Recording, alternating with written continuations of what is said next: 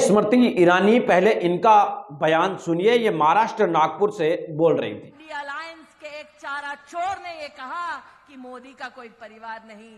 आज बड़ी विनम्रता से उस चारा चोर तक अगर नागपुर से आवाज जाए महाराष्ट्र की, तो कहना चाहती हूँ।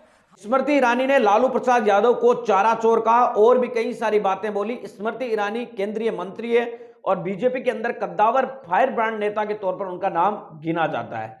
अब लालू प्रसाद यादव की पार्टी की तरफ से प्रवक्ता सारिका पासवान क्या कह रही है, एक बार उनको सुन लीजिए। आवाज जा रही है तो सुनो। भाजपा की ट्रिपल एक्सल कमर्शियल सिलेंडर, दूसरे के भतार को चोरी करने वाली, गोवा में बीफ चिली बेचने वाली की मां, कुकुर जैसा भौंकना बंद करो। आपका असली चेहरा पूरी देश की जनता समझ गई है।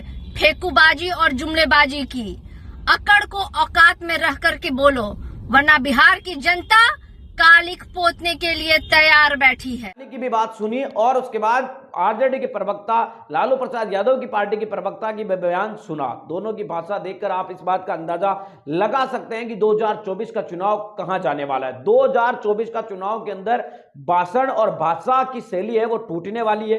ऐसा नजर आता है कि आगामी चुनाव के अंदर यानी 2024 के जब लोकसभा चुनाव का समापन होगा तब तक नेताओं की तरफ से बदतमीजी की हदें पार कर दी जाएगी। हालांकि ऐसा हर चुनाव में होता है, लेकिन अब धीरे धीरे जिस तरीके का अग्रेसिव माहौल बदल रहा है, सोशल मीडिया का माहौल बदल रहा है, जमाना बदल रहा है, युग बदल रहा है और उसी के आधार पर पॉलिटिक्स भी बदल रही है, तो ऐसी भाषा और इस तरीके की भाषाओं का आगे आने वाले दिनों के अंदर आप भरमार देखेंगे।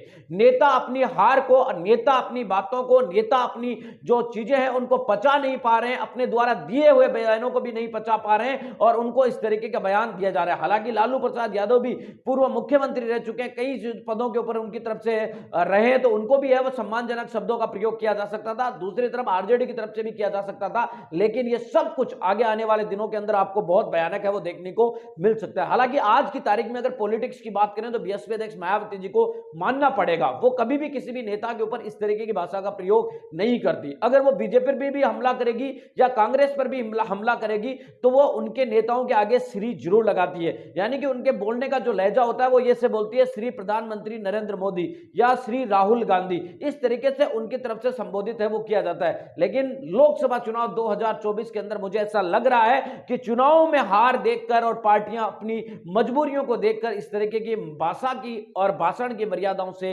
नीचे गिर जाएगी। आपका क्या कहना है, कमेंट करके